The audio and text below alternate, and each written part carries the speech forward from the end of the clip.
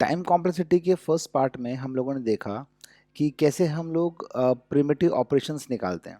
मैंने 3 एग्जांपल भी दिए थे, सिंपल कोड पे, सेकंड लूप पे, थर्ड हमने एक नेस्टेड लूप पे निकालता।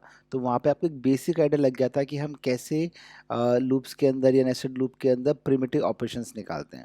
और मैंने ये बताया था आपको कि जिसके अंदर प्रिमिटिव ऑपरेशन जितने कम होंगे उसकी उतनी अच्छी टाइम कॉम्प्लेक्सिटी रहेगी।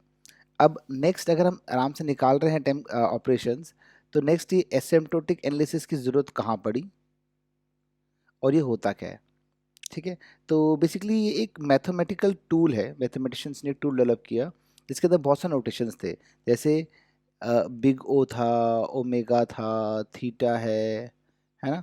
तो ये बहुत सा नोटेशंस थे जिसके अंदर हम लोग जो यूज़ करेंगे वो करेंगे बिग ओ। जो हमारी कैलकुलेशंस हैं, जो हमारा हमको टाइम कॉम्प्लेक्सिटी निकालना है, उसके लिए मोस्ट सूटेबल जो रहता है वो रहे अपना बिग ओ। क्लियर? ठीक है।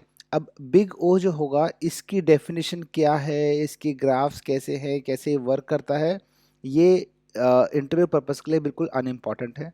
जो इसमें मेजरली जो चीज़ पूछी जाती है उसको सिंप्लीफाइड वर्जन है मैंने किया हुआ है, वो अपने को समझना है और आपसे वही चीज़ें पूछी जाएंगी। ठीक है, तो यहाँ देखिए, हम लोगों ने लास्ट क्लास में सीखा था कि प्रिमिटिव ऑपरेशंस कैसे निकालना है। अब अगर उन प्रिमिटिव ऑपरेशंस में से हम अगर जो भी कांस्टेंट हैं वो ड्रॉप कर दें और बाकी सारे देख, जैसे मान लो कि ये आपका एक किसी भी एल्गो के लिए या किसी भी कोड के लिए आपका प्रिमिटिव ऑपरेशंस है, इसमें जितने भी कांस्टेंट है वो ड्रॉप कर दो। तो यहाँ पे मान लिया 2 है, ये ड्रॉप हो गया, ये +1 में है, ये भी ड्रॉप हो गया, तो क्या हो जाएगा n² + n। नेक्स्ट पॉइंट ध्यान रखना है, वो रखना है हमें कि जितने भी हाईएस्ट ऑर्डर वाले टर्म है बस वो रखना है, लोअर ऑर्डर वाले हटाने हैं। तो यहाँ पे क्या होगा, ये n जो है ये लोअर ऑर्डर है, n² ये हायर ऑर्डर है, इसको रखना है, इसको रिमूव करना है।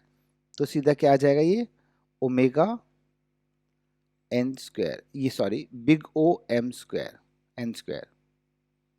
क्लियर है?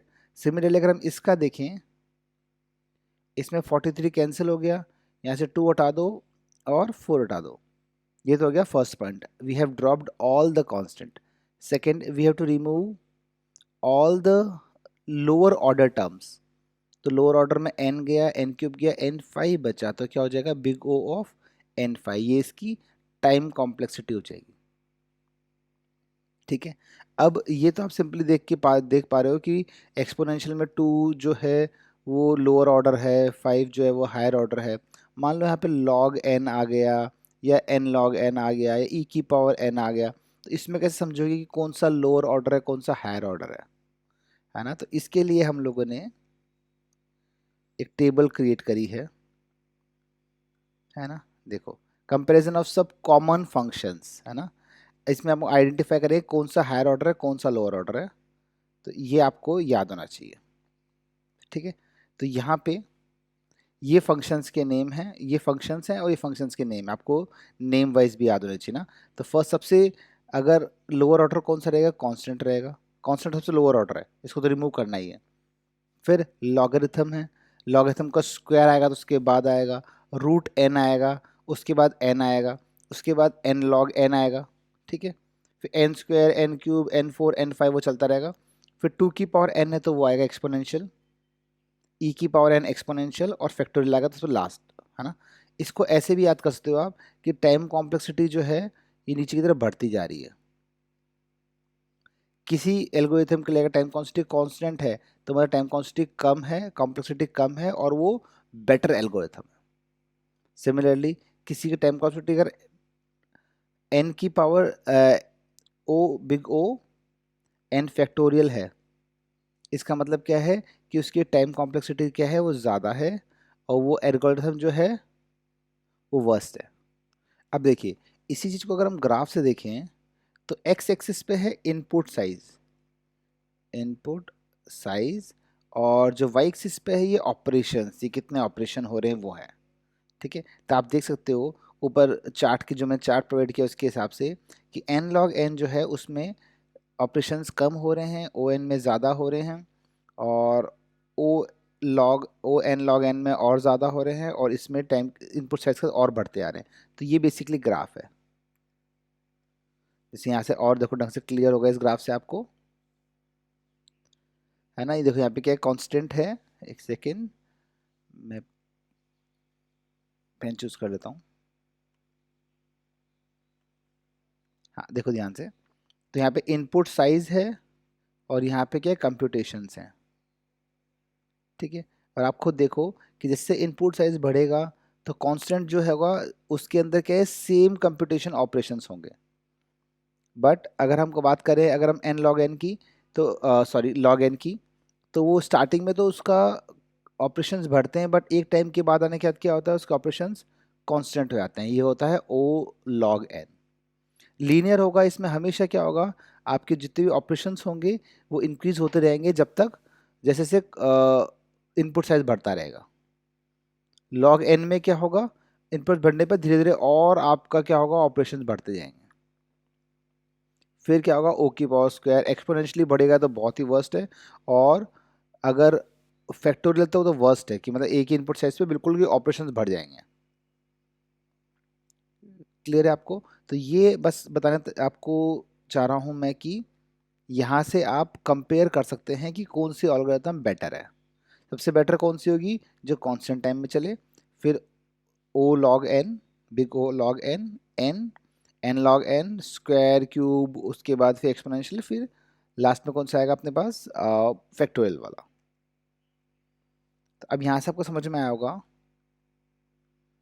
कि ये चार्ट है, इसकी हेल्प से हम बता पाएंगे कि कौन सा एल्गोरिथम है वो बेटर है। और जैसे मान लो किसी एक एल्गोरिथम में एन लॉग एन है, n log n plus n आ रहा है, तो हमें पता है कि एन लॉग एन जो है ये हायर ऑर्डर है, तो लोअर ऑर्डर एन है तो उसको रिमूव कर देंगे, और फाइनली हमारे पास क्या आ जाएगा, O N log N, O N log N जो होगा वो हमारे पास फाइनल उसकी टाइम कॉम्प्लेक्सिटी आ जाएगी। नेक्स्ट हमें टाइम कॉम्प्लेक्सिटी के लिए कुछ मैथ्स के बेसिक फॉर्मूले पता होने चाहिए, जैसे कि अगर सी कांस्टेंट का सम है तो वो हो जाएगा सी एन। सिमिलरली अगर नंबर्स का सम है 1 2 3 4 5 6 तो हो जाता है N, N plus one by two, where N क्या है, कितने कहाँ तक उसका सम करना है।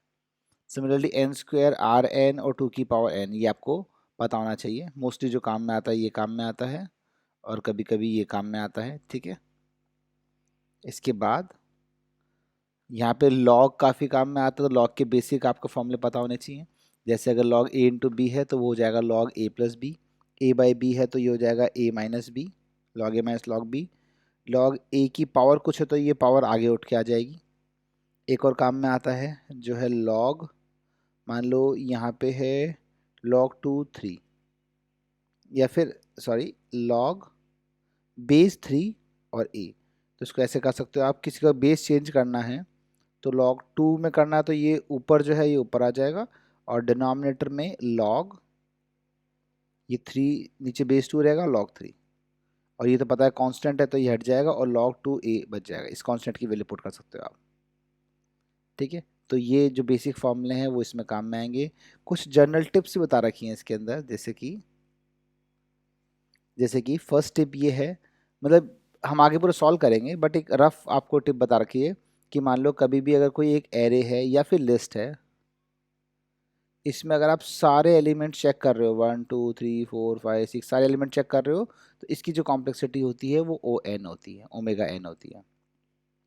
नेक्स्ट बोला है कि मोस्टली जब अगर आप कभी ऐसा कर रहे हो कि जो नंबर ऑफ एलिमेंट्स हैं, है ना, उसको हाफ करते जा रहे हो, हर सर्च के बाद हाफ करते जा रहे हो, when you see a problem where the number of elements in the problem space gets halved each time, that will be the most uh, probable be in omega log n।